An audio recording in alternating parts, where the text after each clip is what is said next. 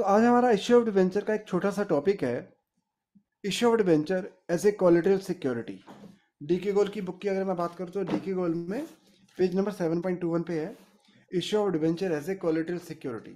ये होता क्या है कि जैसे हमने किसी फाइनेंशियल इंस्टीट्यूशन से कुछ अमाउंट बोरो करी, तो वो जो लेंडर है सबसे पहले अपनी सिक्योरिटी चाहता है, अपने पैसे की सिक्योरिटी।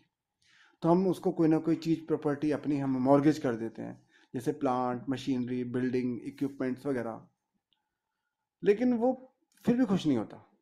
जैसे मैं एक एग्जांपल देता हूँ, मैंने किसी से फाइनेंशियल इंस्टीट्यूशन से मैंने 10 लाख की का बोरो किया, 10 लाख रुपए बोरो किए। अब मान लो मैंने उसको 12 लाख रुपए की बिल्डिंग मॉर्गेज कर दी। अब आपको लगेगा वो सेफ है? नहीं, अभी लग रहा है आपको सेफ है, कल को अनसेफ हो सकता है। कैसे? कि 10 लाख का लोन मैंने लिया और मैंने आगे डिफॉल्टर हो गया, और इंटरेस्ट बनते बनते बनते बनते वो लोन बढ़कर हो गया 13 लाख रुपए का। इंटरेस्ट लगते लगते लोन बढ़ जाता है। तो अगर इंटरेस्ट भी पे नहीं करोगे, डिफॉल्टर हो जाओगे, तो इंटरेस्ट लगते लगते लोन बढ़ जाता है। लोन हो गया हमारा 13 लाख रुपए का।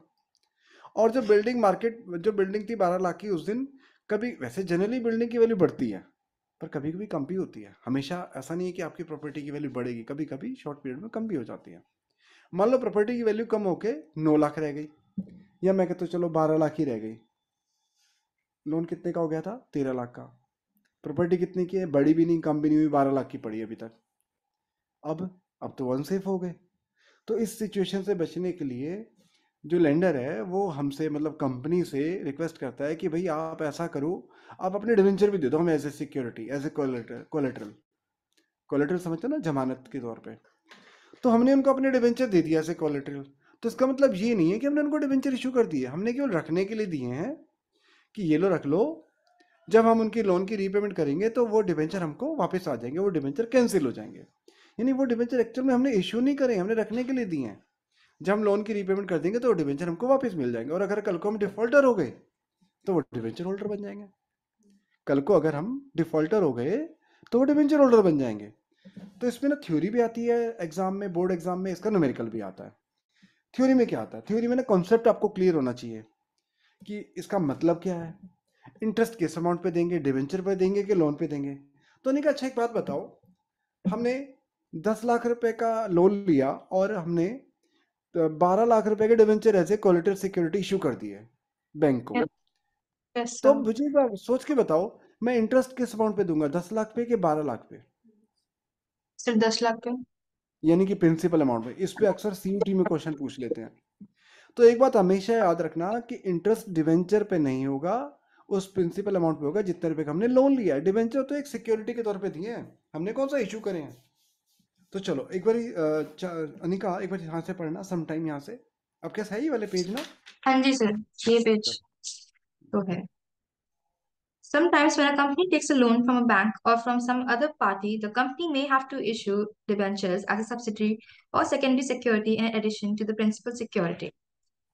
In other words, collateral security means secondary security in addition to the principal security.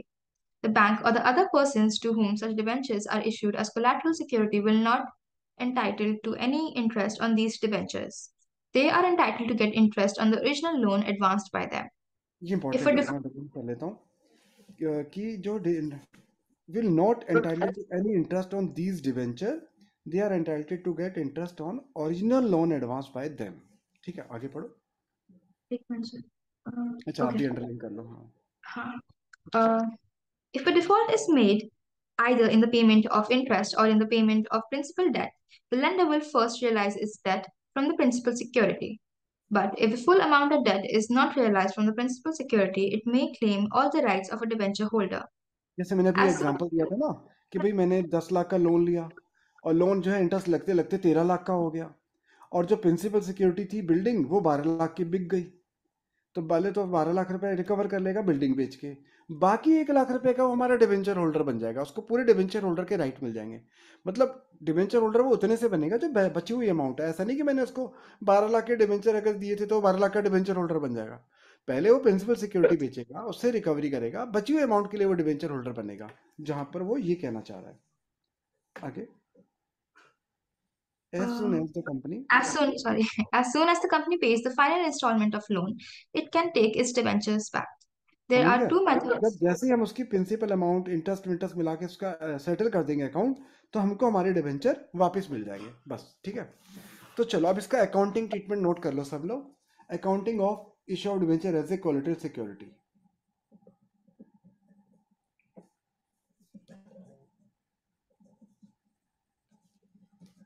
As collateral security.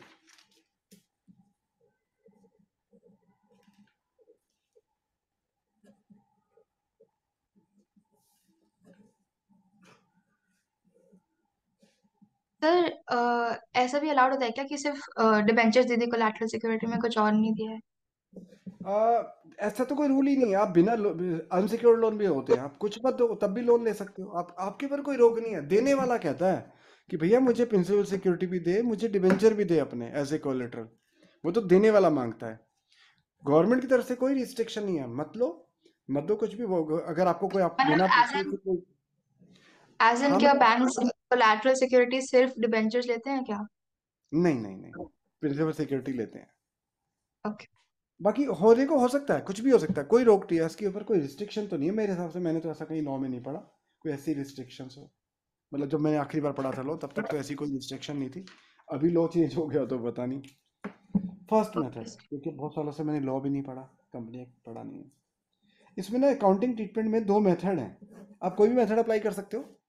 जैसे मान लो मैं एग्जांपल ले रहा हूँ, 10 लाख का लोन लिया और 12 लाख के डिबेंचर दे दिए, तो फर्स्ट मेथड में केवल एक एंट्री होगी, bank account debit to bank loan. लिखते रहना सब लोग, bank account debit to bank loan 10 lakh. Sir ये कब करें? ये हमने बैंक से लोन लिया और बदले में एज ए कोलेटरल सिक्योरिटी हमने अपने डिबेंचर दे दिए। तो इसमें दो मेथड है एंट्री करने के। पहला मेथड में हाँ दिया होगा स्पेसिफिकली ना, मैंने जनरली कुछ नहीं लिखा होता, तो मैं सेकंड मेथड से रिकमेंड करता हूँ, सेकंड मेथड करना चाहिए, पर बताना मुझे फर्स्ट मेथड भी पड़ेगा।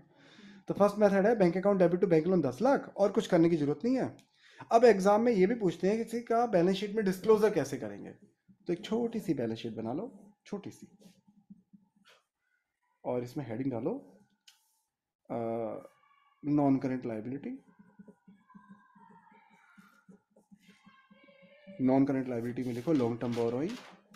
आपने चैप्टर 1 में पढ़ा ही है, ऐसे हेडिंग सब हेडिंग होती है ना, नोट नंबर होता है। जैसे मान लो मैंने इसको नोट नंबर 1 डाल दिया, आप नोट नंबर 1 बनाओ।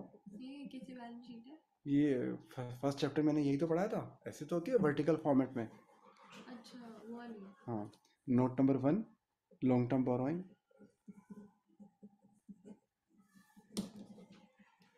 अभी मैंने शेयर की बैलेंस शीट भी नहीं बताई आपको, वो भी बतानी है। तो अरे यार, अच्छा तुम्हारा अकाउंट ठीक है। अब नोट टू अकाउंट बनाएंगे और उसमें लिखेंगे पहले तो बैंक लोन।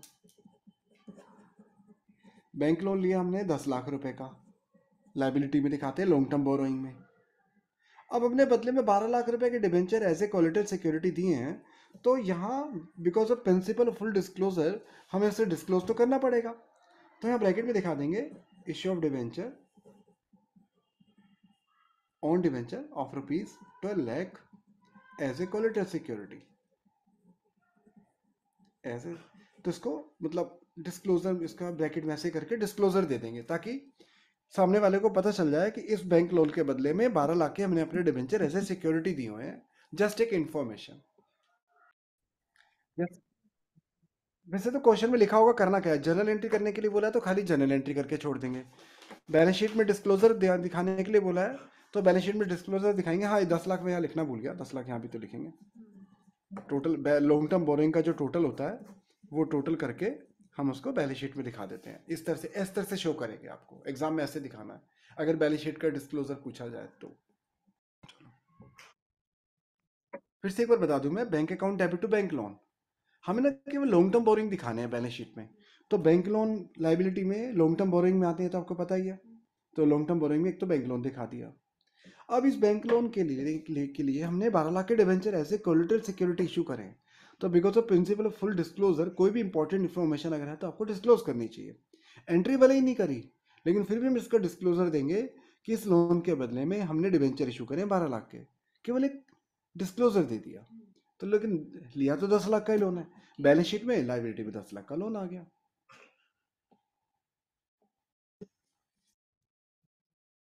सेकंड मेथड मैं आपको रिकमेंड करूंगा कि अगर एग्जाम में कुछ मेंशन नहीं है तो आप सेकंड मेथड ही अप्लाई करना। सेकंड मेथड में हम 2 एंट्री करेंगे। पहली एंट्री तो नॉर्मल बैंक से लोन लेने की एंट्री होगी, bank account debit to bank loan,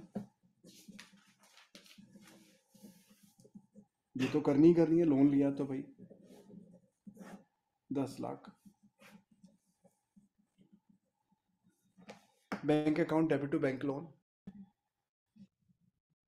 अब सेकंड एंट्री भी करेंगे हम, एक नोशनल एंट्री करेंगे। नोशनल मतलब केवल नाम की, कि हमने जो 12 लाख रुपए के डिवेंचर दिए हैं एज ए कोलेटरल सिक्योरिटी। अब डिवेंचर इशू करते हैं तो हम जानते हैं कि डिवेंचर को हम क्रेडिट करते हैं एज ए लाइबिलिटी, लेकिन प्रॉब्लम यह है बदले में कुछ आया तो है ही नहीं, कुछ भी नहीं आया, दिखाने के लिए एंट्री है। तो यहाँ पर डिवेंचर सस्पेंस में डेबिट हो जाएगा, ये डिवेंचर सस्पेंस अकाउंट डेबिट। जितने रुपए की भी डिवेंचर दी है, मान लेता हूँ 12 लाख के डिवेंचर इशू करें। अब देखो जी, बैलेंस शीट तो वैसे ही बनेगी, उसको तो मैं दोबारा नहीं बना रहा, वही जैसे मैंने बताया था बैलेंस शीट तो वैसे ही बनेगी, लेकिन हाँ नोट टू अकाउंट चेंज हो जाएगा। लॉन्ग टर्म बोरोइंग,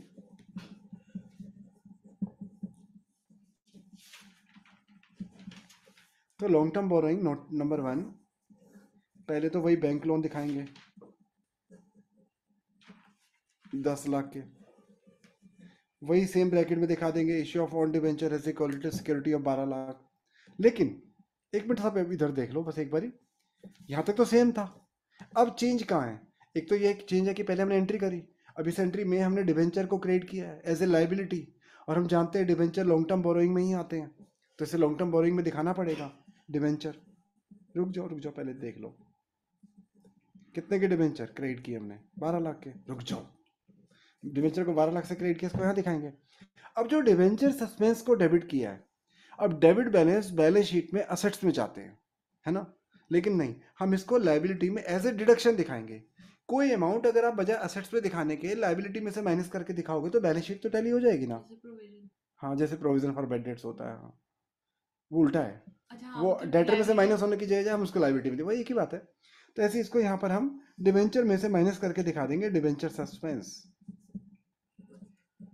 तो कहने के बात तो वही नलीफाई हो गया ना, बात तो वही जीरो हो गई, बस दिखा दिया डिवेंचर सस्पेंस, बात जीरो।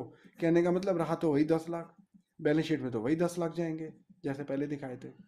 नोट कर लो इसको। ये डिबेंचर सस्पेंस जो है हमारा सेट है। हाँ, डेबिट बैलेंस है ना, हम्म। तो ये डेबिट बैलेंस है तो असेट्स है, पर इसको असेट्स में नहीं दिखाते, हम इसको यहाँ से माइनस करके दिखा देते हैं।